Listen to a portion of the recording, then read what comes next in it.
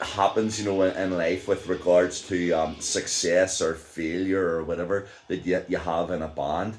Um, any band that I've been in, and I'm fortunate that I still remain friends with most of the guys that have been in the different bands with, and we've got experiences like that that no other band would ever, ever. Now, having said that, I do know of one Spanish band, Mago de Oz, who were touring in South America, and when they were going through Mexico, they did a gig, and then they were stopped at the border by the Mexican police, and they got their money taken off them by the Mexican police at gunpoint.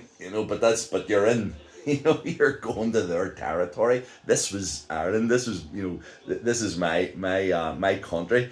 And then all of a sudden, people are thinking that I'm being, there's people smuggling going on. I'm being smuggled, back into Northern Ireland again. But they were great times, and we played Spuds lots of times after that, and made great friends.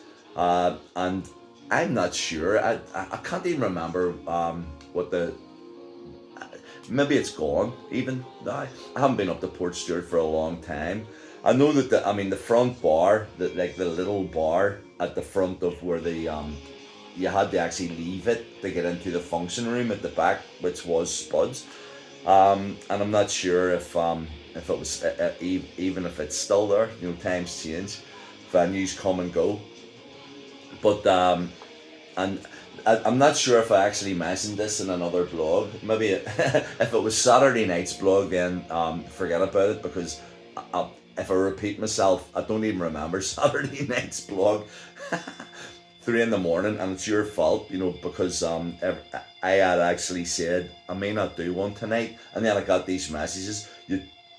Don't you let us down. Don't you let us down. You make sure that there's something for us to open a wine and have a beer with next day. So if on Sunday, I'm going to have to check. I can't even remember what I said.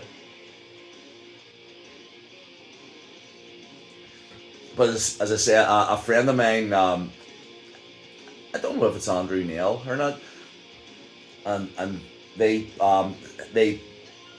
work in the Tesco below the Rosetta, and told me and sent me photographs actually of the Rosetta bar, and it's as is, or as was, perfectly preserved. The booths, the stage, everything, the dance floor, the way in. It just happens to be all like just shut down, but it's not blocked, or and ripped out, you know. So you can still actually go to the Rosetta, which should be done by we should get together, because there was a Rosetta reunion not so long ago, and they had it in the Beach Lawn Hotel in Dunmurray. Now, granted, the Rosetta was closed at the time, but why not have a Rosetta reunion in the Rosetta? It doesn't matter, as long as there's power and an access to get in. I think a lot of people would go to that. Ian, I'm putting it into your head, okay?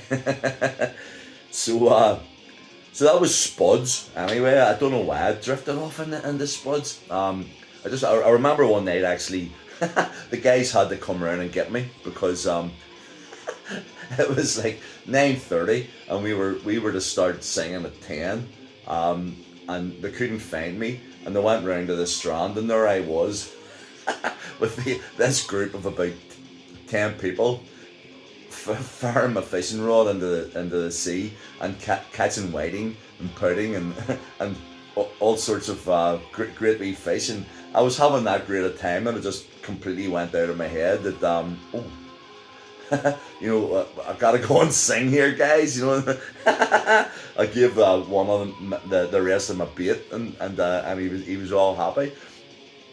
And I remember about 3 weeks, 4 weeks later, we were playing it again. It was a guy called Alan, actually. Yeah, it was Alan that organised. He was like the promoter, and he says, "Can you play it?" Yes, we can. Can you put up some posters? Now, I mean, this was before social media and everything. So basically, what you had to do was get a bucket of wallpaper paste and water, and go to a shop and get like 100 photocopies done of a poster, and go out and slap the paste onto a wall and stick a poster up on the, to let people know where you were going to be playing, the following week, sort of thing. Um, Now, if I was in Belfast, Belfast was okay. I mean, I I made an art out of it, sort of thing, and it became like a kind of a running joke, sort of thing. So, um, I enjoyed, actually, because I think my daughter Lindsay is going to remember coming along with me to do, to put the posters up, and because there was no other way, that I could do it. And I had it in my head that the advertising for this, for any gig, had to be done, and there weren't that actually many places where you could put a poster up, because there were like official billboards and you couldn't touch them, or those companies would have fined you. And you also had to watch out for putting posters up and then somebody coming behind you and putting the poster up over yours, which happened quite a few times.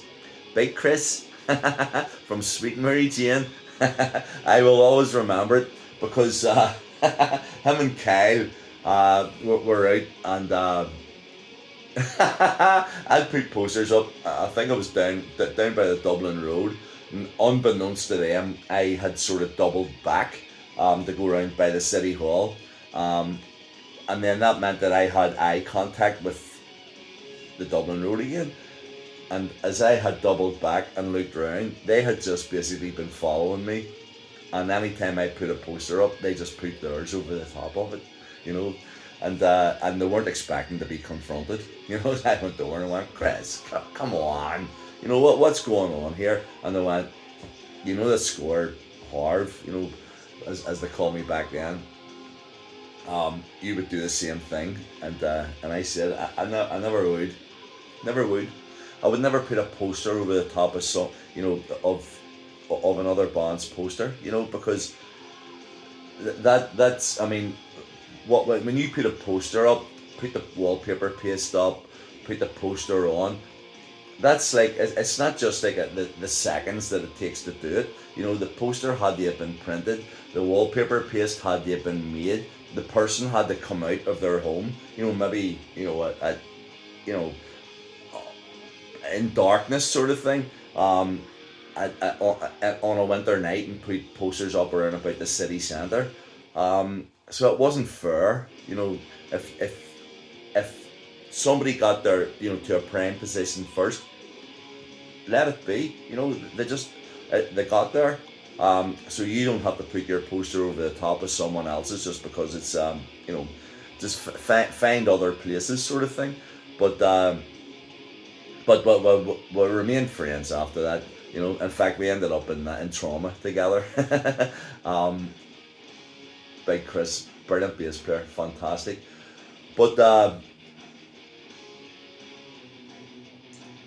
train of thought completely gone. Yes, it was. So I had to. If it was around Belfast and you were putting posters up, bucket of paste. Go to what we did was. Margaret would go with me as well, but my wife, because it used to be a walk around the city, and all I was doing was just splattering paste up in the wall and putting a poster up to say that that there was going to be a gig the following week, and it always amused me because you were putting posters up to attract people to your gig, but a lot of people put posters up around the Rosetta area,